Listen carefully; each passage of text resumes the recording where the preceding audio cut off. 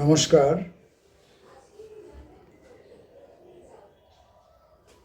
জীবন যেরকম ছিল এই ভাবনা থেকে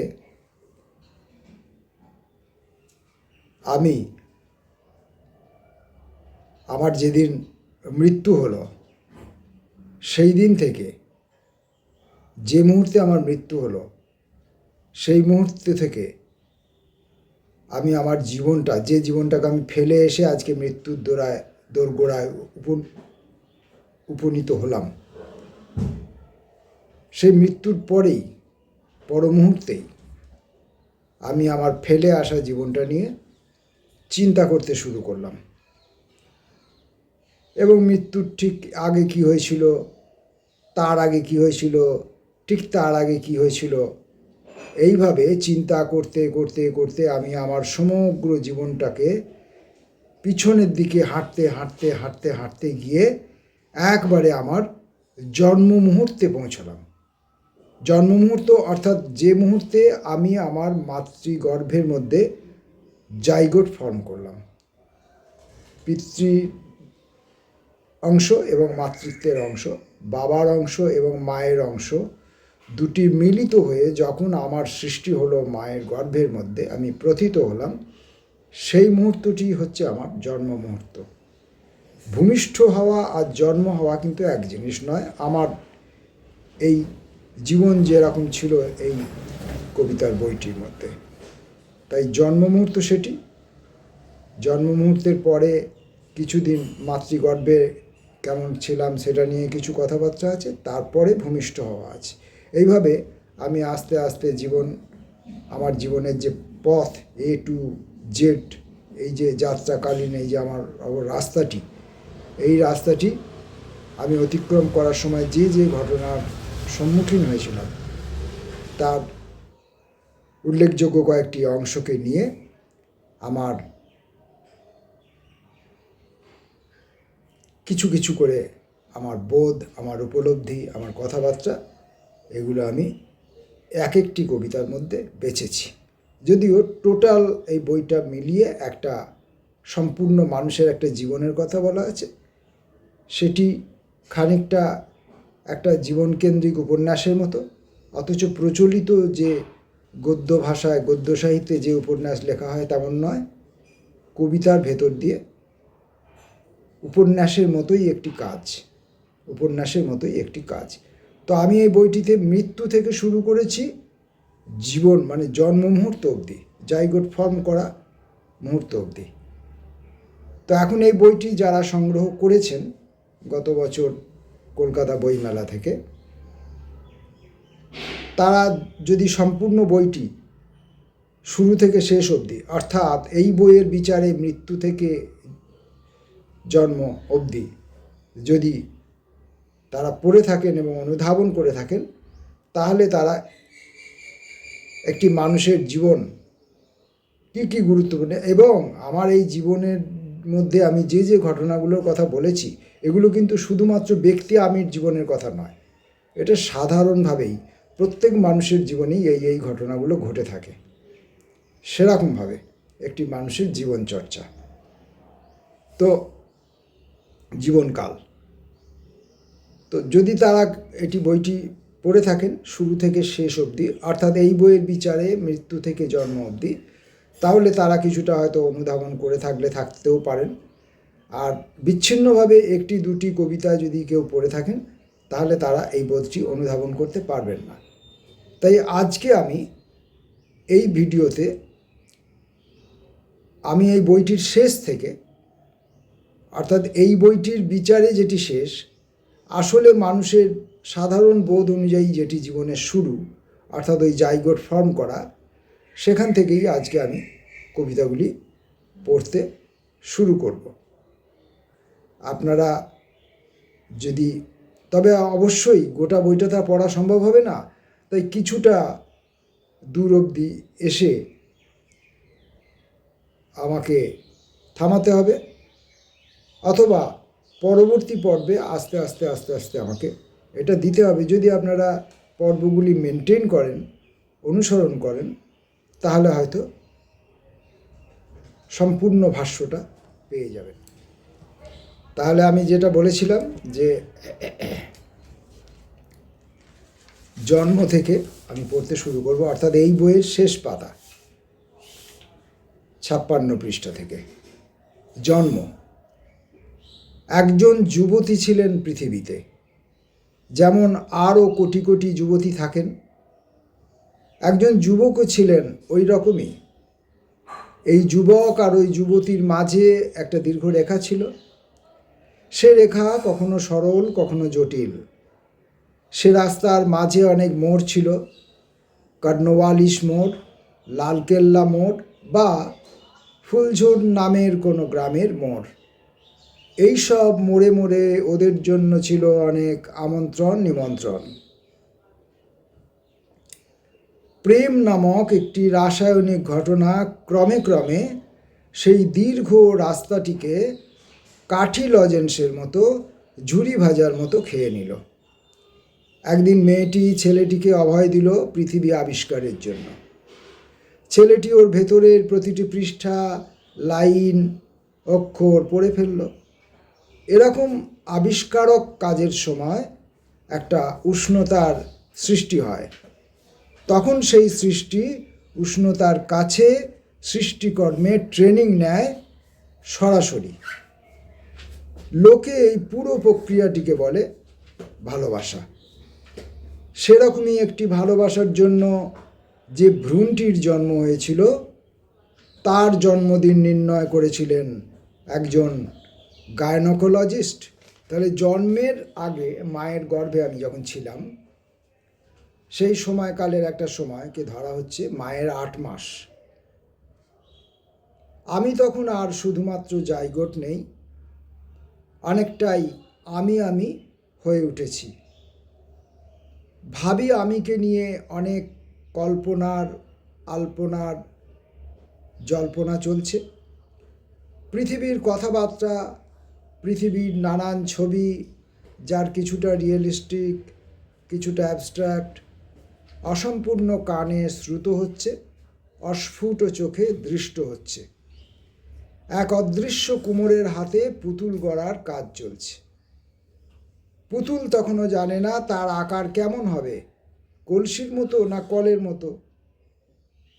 পৃথিবীতে প্রত্যেকটি জিনিসেরই একটা করে নাম থাকে, জড় হোক বা জীব। কিন্তু প্রয়োজনে একাধিক নাম, বিশেষ নাম, জাত, কুল, শীল এর নামও থাকে। থাকে নির্দিষ্ট সংখ্যার নাম। বাবা মায়ের মধ্যে সেই সব নাম নির্ধারণ করার কাজ চলছে। অভিমন্যুর মতো আমি তার কিছু কিছু জেনে বুঝে নিচ্ছি নীরবে। এইসব জাগতিক ও কাল্পনিক, গাণিতিক ও গণিত ছাড়া ঘটনার মধ্য দিয়ে নিজের হাত পা পেয়ে যাচ্ছি, নাক চোখ টের পাচ্ছি। ভূমিষ্ঠ হতে তখনও 2-1 মাস বাকি।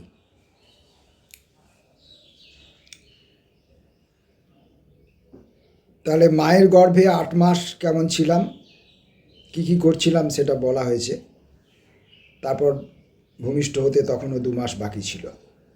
এবার আমি ভূমিষ্ঠ হব। অবধারিতভাবে গোয়ালঘাট বা ঢেঁকিচালা নয়। পৃথিবী আমার প্রথম পদচুম্বন পেল এক হাসপাতালে। অদূরে গঙ্গা, যে প্রতিদিনই জন্ম মৃদঙ্গের লহরী শোনে সেই হাসপাতাল থেকে, সেদিনও শুনল খুবই নির্বিকারভাবে। দক্ষ নার্স দিদির 2 হাতের তালুর উপরে আমি তখন প্রতিবাদের শব্দ তৈরি করছি, যেমন করে আর 5 জন। কোথাও কিছু নতুন নেই। একজন ডাক্তারবাবু আমার মাকে পরীক্ষা করলেন, বললেন সম্পূর্ণ ওকে। অথচ আমার কোথাও কিছুটি ওকে মনে হচ্ছিল না। মায়ের গর্ভের কাঁথা কম্বলের রোম থেকে এই কোথায় এসে পড়লাম। এই হলো আমার জন্ম নেওয়ার, মানে ভূমিষ্ঠ হওয়ার অভিজ্ঞতা। এবার ভূমিষ্ঠ হওয়ার পর যা প্রতিটি মানব সন্তান বা অন্যান্য স্তন্যপায়ী সন্তানরাও করে থাকেন, স্তন পান। শিশুটি মায়ের কোলে, মা তাকে খুলে দিয়েছে অফুরন্ত আহার্য ভাণ্ডার। পানরত শিশুটি দুহাতে ধরে আছে ননির হাঁড়ি। চোখের দৃশ ধাতুটিও কাজ করছে।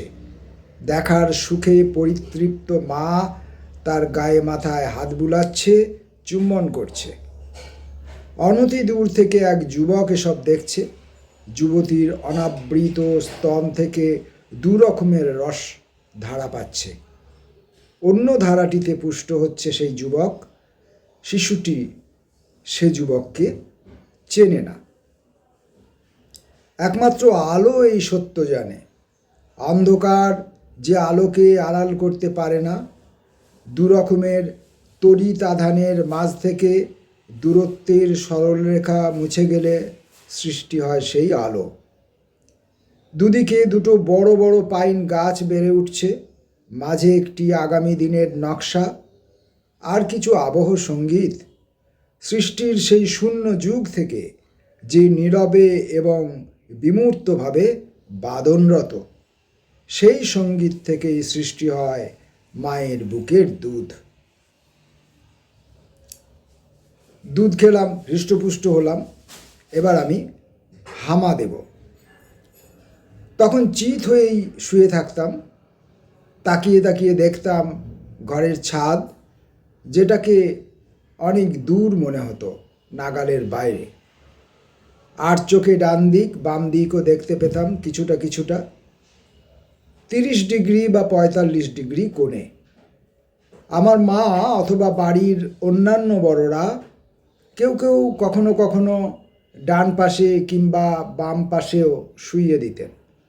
তখন কেবলমাত্র একটা দিকই দেখতে পেতাম আমি, অন্য সবই থাকতো দৃষ্টির আড়ালে। প্রথম যেদিন আমি নিজে নিজেই উপুর হতে শিখলাম, পিঠের নিচটাকেও দেখার সুযোগ পেলাম। সারা বাড়িময় রটে গেল আমার বড় হওয়ার খবর। কয়েকদিনের মধ্যেই আমি 4 হাত পা ব্যবহার করে স্থান পরিবর্তন আয়ত্ত করলাম। জায়গা পরিবর্তনের এই ক্ষমতাকে বাড়ির লোক ভয় পেতে লাগলো। কখন কোথায় চলে যাই, কখন কিসে হাত বাড়াই, বেঁধে রাখার জন্য দড়ির আবিষ্কার হলো তখনই। দামাল ছেলে বলে কথা। দামাল ছেলে হামাগুড়ি দিচ্ছিল, হামাগুড়ি দিয়ে এক জায়গা থেকে আরেক জায়গায় যাতায়াত করছিল। কিন্তু হামাগুড়ি দিলে তো হবে না, সভ্য মানুষ তো নিজের পায়ে উঠে দাঁড়াবে। তাই হাঁটি হাঁটি। হামা ও পতন ছেড়ে উঠে দাঁড়িয়েছে ছেলেটা। মাটির উপর ছায়া পড়ছে লম্বা লম্বা। পুঁই মাচার শালিক তাকে ডাকে। তাল গাছের মাথা থেকে বাবুই।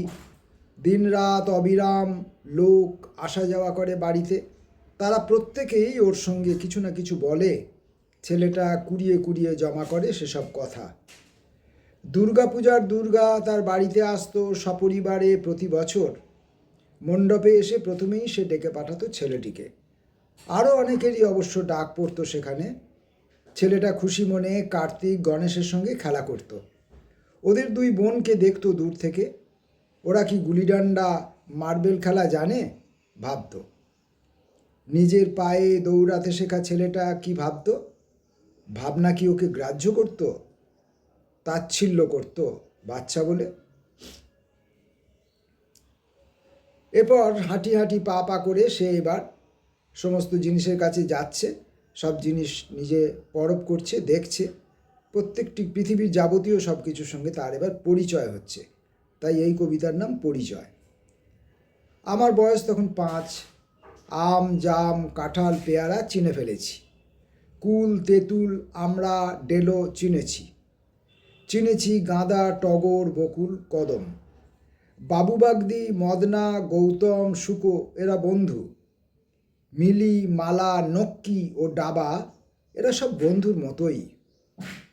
আমাদের বাড়ির 4 ধারে 8-10খানা রাস্তা ছিল। প্রতিটি রাস্তায় গিয়ে পৌঁছাতো ভূতের গলিতে। লোকে বলে রাস্তাগুলো নাকি আসতো সেখান থেকে। 3টে বেড়াল, কালো লাল সাদা ও রয়্যাল বেঙ্গল টাইগারের ছোট ভাই ধুমসো হুলো। 4টে কুকুর, কানা লেজ কাটা ল্যাংড়া ও সুন্দরী কমলি। এরা 7 জন একটা মাত্র রাস্তা দিয়ে যাওয়া আসা করতো সারা দিনে। রাতে এদের চোখ। আমার দাদুর 2টো গরু ছিল, নাম শ্যামলী আর ধবলী। আমাকেও ওরা চিনতো নাম দিয়ে, ডাকতো, কথা বলতো, লেজের ঝাপটা দিয়ে আদর করত। তো শিশু হাঁটি হাঁটি পা পা করে গোটা পৃথিবীর সমস্ত অবজেক্টের সঙ্গে পরিচিত হতে থাকলো। এবার শিশু মনের যে সরলতা, সেই সরলতার একটা পরিচয় এখানে দেওয়া আছে। নাক কাটা রাজার অবস্থা কল্পনা করে ছেলেমেয়েরা হেসে কুটোপাটি। গল্পের দিদিমণি শাড়ির আঁচল থেকে একটা কোণা সরু করে পাকিয়ে কানের ভেতর ঢুকিয়েছেন। আরামে চোখ দুটো বন্ধ হয়ে আসছে। রাজার কাটা নাকের রক্তে দুনিয়া তখন ভাসছে। ছেলেটার হঠাৎ নিমাই ডাক্তারের কথা মনে হলো। ওকে ডেকে নিয়ে যাওয়া দরকার সেই রাজার বাড়ি, কিন্তু সে চেষ্টা যে এখানে কারো নেই। হতভম্ব ছেলেটা ভাবছে, নাক কাটা রাজা তবে স্কুলে আসবে কি করে? মাটির দেওয়ালের ক্লাস ঘরে কয়েকটা ইঁদুরের গর্ত আছে। তার একটা গর্তের মুখে কে যেন মাঝে মাঝে উঁকি মেরে মেরে দিদিমণির গল্প শুনছিল। একসময় রাজার চিন্তায় সেও হয়তো উদ্বিগ্ন হয়ে পড়েছিল, গর্ত থেকে বেরিয়ে এসেছিল। দিদিমণির সেই দিকে চোখ পড়তেই আতঙ্কে চিৎকার, সাপ সাপ! স্কুলের সিদ্ধেশ্বর মালি সেটাকে মেরে ফেললে, বললে, জাত সাপ দিদিমণি। মরা সাপের রক্তাক্ত শরীরটা দেখে রাজার নাকের কথা ভুলে গেল ছেলেটা। এই ছিল বাচ্চা ছেলের সরলতা। এবার সে অঙ্ক করা শিখবে, কিভাবে অঙ্ক করতে হয়। জীবনে তো অঙ্কই একটা প্রধান গুরুত্বপূর্ণ বিষয়। সেটা সেই শৈশবকাল থেকে আমরা শিখি। কিভাবে শিখি? অঙ্কের ক্লাসে সব অঙ্ক ভুল হলো। লক্ষ্যের সঙ্গে লক্ষ্য যোগ করার পর যোগফল নেমে এলো 1000-এ। 5 থেকে 2 বাদ দেওয়ার পর হাতে থাকলো 7। হাসাহাসি করলো বন্ধুরা। ভুলের আয়োজন দেখে অঙ্কের দিদিমণি দিলেন কানমলা। শিশুর বিষণ্ণ মনের কথা বুঝলো পূব, দক্ষিণের বাগান, ঈশান নৈঋত্যের পুকুর। তারা তাকে কাছে বসালো, গল্প করলো। সবুজ ফসলের মাঠে যত হাওয়া ছিল, মাঠে আলের গর্তে যত ইঁদুর ছিল, বড় বড় গাছের ডালে হেডমুন্ড বাদুর, তাল গাছের মাথায় শকুন, আর মাটির রাস্তায় যত দাগ রেখে যেত গরুর গাড়ির চাকা, তারা সবাই ছেলেটিকে রাখত নজরে নজরে। একদিন একদল শালিক আর চড়ুই পাখির ঝাঁক উড়াউড়ি করতে করতে তার সব যোগ আর বিয়োগ সঠিক করে দিল। সেদিন থেকেই ছেলেটি সব পরীক্ষায় প্রথম হতে শুরু করলো। কে জানতো প্রথম হওয়া এত সহজ ফেল করার চেয়েও? তো ছেলেটি অঙ্ক করা শিখল। এখন আমাদের সাধারণ জীবনে আমরা সাধারণ মানুষরা মনে করি যে অঙ্ক বোধহয় সবচেয়ে কঠিন কাজ, কিন্তু তা নয়। জীবনের যে ক্ষেত্রে আপনি যদি ভেবে দেখেন, চিন্তা করে দেখেন, তাহলে দেখবেন আপনি অঙ্ক করাটা আগে শিখেছেন, উপলব্ধি করাটা অনেক পরে শিখেছেন, বা অনেকে শেখেই না। উপলব্ধি করতে অনেকে শেখেই না। তাই এই বালক প্রথমে অঙ্ক শিখল পাখিদের কাছ থেকে, অন্যান্যদের কাছ থেকে। তারপর এই বালক উপলব্ধি করা কী করে শেখে সেটা দেখা যাক। আকাশ জুড়ে বিরাট বড় একটা দুধে আলতা চাঁদ, আমার ভাত খাওয়ার স্টিলের থালাটার চেয়েও বড়। তাকে যথেষ্ট জায়গা দিতে আকাশটা যেন খুব ছোট হয়ে গেছে। সেই চাঁদের নিচেই যেন তার নিঃশ্বাস গায়ে পড়ছে বসে আছে একটা মেয়ে। তাকে সোনালি বলা যায়, রূপলি বলা যায়, বলা যায় দীপালি। জ্যোৎস্নামাকা মেয়েটা গল্প করছে চাঁদের সঙ্গে। তার ঝাঁকড়া চুলের ঝকমকিতেই নিশ্চয় ঔজ্জ্বল্য বেড়েছিল চাঁদের। তখন আমাদের বাড়িতে কোনো পাঁচিল থাকতো না, দেওয়াল থাকতো না ঘরে। সমস্ত পাড়াটা হয়ে উঠত পাল্লাবিহীন, ফ্রেমবিহীন, সীমাহীন, অনন্ত। দীপুর দাদার ফুটবল খেলার মাঠের চেয়েও বড়। বড় হওয়ার যে কি আনন্দ! বড় হওয়ার সময় আরও বেশি শিশু হয়ে ওঠার আনন্দ। অনুভব করতে হলে বড় হতে হতে ছোট হতে হবে সম্পূর্ণ। ছোট না হতে পারলে বড় হওয়ার আনন্দ অনুভব করা যায় না। তাই এই উপলব্ধি আমাদের অধিকাংশ লোকেরই হয় না, আমরা উপলব্ধির বাইরে থেকে যাই। এবার বাচ্চা ছেলেরা কিভাবে দুষ্টুমি করে। এই দুষ্টুমি তো তাদের মনের বিকাশের একটা ক্ষেত্র, তাদের মন এবং বুদ্ধির বিকাশের একটা ক্ষেত্র এই দুষ্টুমি।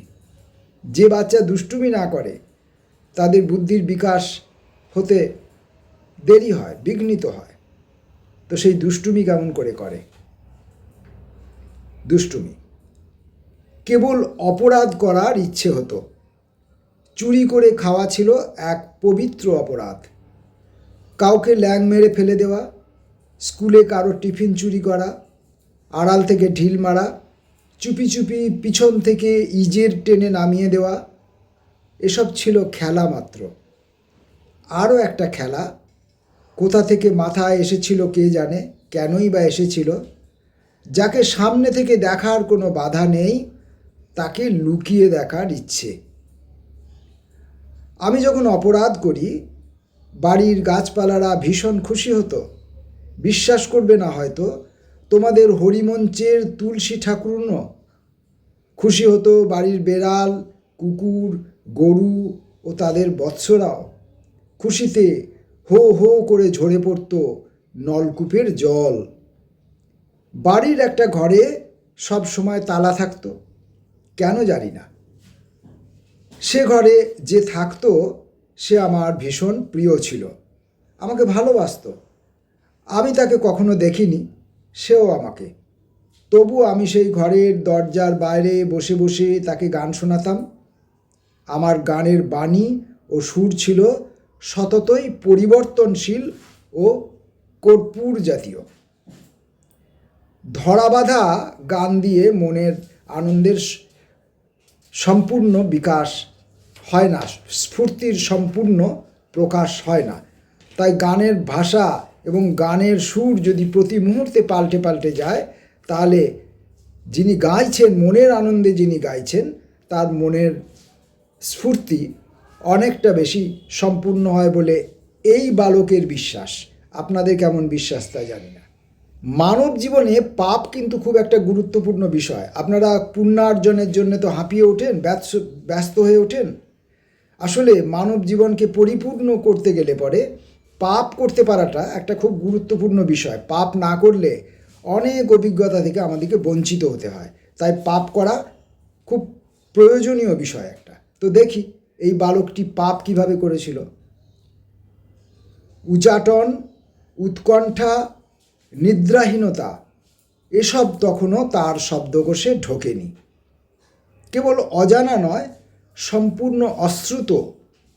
হয়তো আরও কয়েক বছর পর চণ্ডীদাসের সঙ্গে সামান্য আলাপে পরিচয়ে উচাটন প্রাসঙ্গিক হবে। তখন এক শীতের সকালে যে সীমারেখার নিচে দারিদ্র শব্দটি মাথা গুঁজে থাকে, সেখানেই ছেলেটি ও তাদের পরিবারের পৌষ মাস যাপন। তখন এক শীতের সকাল, অকথ্য জারের দাপটে ইতর প্রাণীরাও শীতার্ত। গোয়ালঘরে এক কাজের মেয়ের বুকে, যাকে সেই ছেলেটি তখনও বুক বলে চিনতে শেখেনি, জ্বলন্ত আগুন দেখেছিল। উত্তপ্ত স্পর্শ তাকে বলেছিল সেখানে আগ্নেয়গিরি আছে। এক সুন্দর দুর্ঘটনা ঘটেছিল। কিভাবে ম্যাজিক দেখা শিখতে হয় শিখেছিল দুটো অবাং বিস্ময়। একসঙ্গে তারা আবিষ্কার করে বাগানে জামির গাছ ফলে ভরে গেছে। জামির নিজের স্বাদে আউলিয়ে ওঠে। জামির মানে জানেন, ওই টক লেবু, উৎকট টক যেটা, সেই টক লেবু তার নিজের স্বাদেই সে আউলিয়ে উঠছে, আনমনা হয়ে উঠছে, বিবশ হয়ে উঠছে, পাগল হয়ে উঠছে। এরপর শিশু মনে কখন প্রেমের উদ্ভব হলো সেটাও জানা খুব জরুরি। শিশুর প্রেম, সেসব দিনের কথা আমার স্পষ্ট মনে পড়ে না। কোনোটা বোল্ড অক্ষরে ছাপা হয়ে আছে, বিস্মৃতি তাদের কাছে পর্যুদস্ত। কোনোটায় সত্যি মিথ্যে, সাদা কালো, তরল কঠিন আধা আধি মিশে আছে। নির্দিষ্ট করে কিছু বলা যায় না। কোনোটা সম্পূর্ণ বানিয়ে নেওয়া ছিল ভবঘুরে, হয়ে গেছে হিউয়েন সাং। বড় দিঘির জলে ভাসতে দেখেছিলাম লালুর দিদিকে, এটুকু প্রকাশ্য। অপ্রকাশ্য সত্য হলো তাকে ডুবে যেতে দেখেও আমি চিৎকার করিনি, কাউকে ডাকিনি। চুপ করে তাকিয়ে তাকিয়ে দেখেছিলাম মানুষের ডুবে যাওয়া কেমন হয়। আমি তো জানতাম ডুবে গেলেও একসময় ভেসে উঠবেই। ডুবে মরা আমার দাদুকে তার হাতের লাঠিটাকেও ভাসতে দেখেছিলাম। ঝাপানের সাপের ফনা, মিতালিদির পিঠের বেনি, বিনা পানির বিনা পানি হওয়া হালকা একটা পর্দার আড়ালে আছে এখনও। কিন্তু জীবনে কাকে প্রথম নগ্ন দেখেছিলাম সেটা সম্পূর্ণই গোপন। তো একটি মেয়ে জলে ডুবে যাচ্ছে, পুকুরের জলে ডুবে যাচ্ছে, ডুবে গিয়ে মারা যাবে মেয়েটি। আর এই শিশুটি পুকুরের পাড়ে বসে বসে সেই ডুবে যাওয়াটা দেখছে, উপলব্ধি করছে। ডুবে যাওয়া কেমন সেটা সে দাঁড়িয়ে দাঁড়িয়ে শিখছে। এখানে তার কোনো পাপবোধ নেই। এখানে কিন্তু তার কোনো পাপবোধ নেই। এখানে সম্পূর্ণভাবে তার মধ্যে প্রেম কাজ করছে। এ বড় উদ্ভট কথা। যারা সংসারী মানুষ তারা কি করে বুঝবেন যে একটা মানুষ মরে যাচ্ছে, তাই দেখে দেখে আরেকজন মানুষের মধ্যে প্রেমের স্ফুরণ হতে পারে। আমাদের প্রত্যেকেরই জীবনে দৈন বলে একটা বিষয় এসে থাকে। গরিবী আনার সঙ্গে, কষ্টের সঙ্গে, দারিদ্র্যের সঙ্গে, অভাবের সঙ্গে আমাদের প্রত্যেককেই জীবনে কোনো না কোনো একটা সময় পরিচিত হতে হয়, কারণ এটা জীবনের একটা গুরুত্বপূর্ণ অভিজ্ঞতা এবং সবচেয়ে বড় শিক্ষক এই দৈন। তো এবারের কবিতা দৈন। অনাহারে আছে ওরা প্রায় 3 দিন, 7 ভাই আর 1 বোন চম্পা। আর পূবে, দক্ষিণে, ঈশান্যৈরিতে যাদের বাড়ি, একাধিক যাদের সূর্য, প্রয়োজনের বেশি আলো, ফলের ভারে অহংকারী তাদের গাছ, জলের ঐশ্বর্যে ছাপু ছাপু তাদের শালুক পদ্মের সংসার। সব অভাব কেবল আশ্রয় নিয়েছে এদের ঘরে, ঘৃণা, লাঞ্ছনা, অসম্মান থাকে এখানেই। 7 ভাইয়ের 1 ভাই সেই বালক। অনাহারের গল্পেও সে মুখ্য চরিত্র নয়, ভিড়ের মাঝে ঔজ্জ্বল্যহীন, সাধারণ। চোখ আর চোখের উচ্চারণে বিশেষ কোনো রং নেই।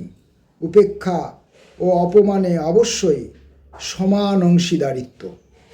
কয়েকটি শালিক আর তাদের টুকরো টুকরো ছায়া নিয়ে তার শিশু মনের গল্পগাছা। কয়েকটা গুবরে পোকা আর কেন্ন। বড় বড় ছায়া যাওয়া আসা করে দূর দিয়ে। সূর্য প্রতিদিন প্রতিফলিত হয় তাদের দেহে থেকে। একটা সুগন্ধ, একটা নেশা আর একটা ভয় ছড়িয়ে বেড়ায় তারা।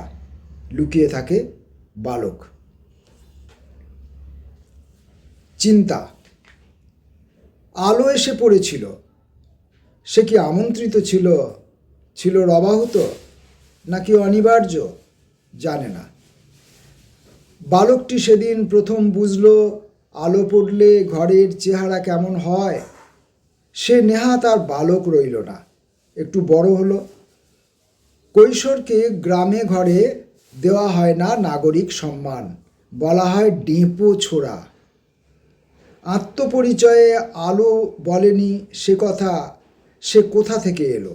আত্মপরিচয়ে আলো বলেনি সে কোথা থেকে এলো, কে তার জন্মদাতা? কৌলিন্য কতটুকু আছে? পাঁক আর এঁটেলের পার্থক্য কিসে? কিশোর ছেলেটি বুঝল এর নাম আলো।